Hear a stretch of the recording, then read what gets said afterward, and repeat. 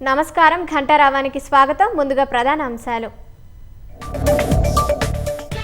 రాష్ట్ర వ్యాప్తంగా skill development survey చేయనున్న సర్కార్. పైలట్ ప్రాజెక్టుగా కొడంగల్ మంథని నియోజకవర్గాల ఎంపిక.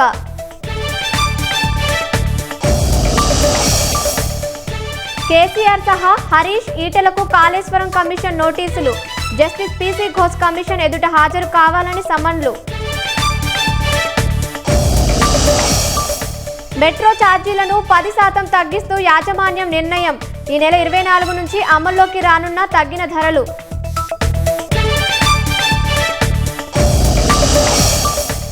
శరవేగంగా Ahmedabad Mumbai bullet train project అందుబాటులోకి వస్తే 3 గంటల్లోనే గమ్యస్థానానికి చేరిక.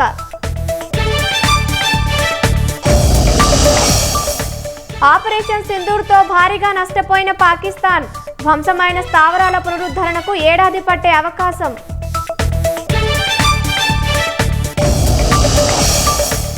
నాలుగైదు రోజుల్లో కేరళను తాకనున్న నైరుతి రుతుపవనాలు.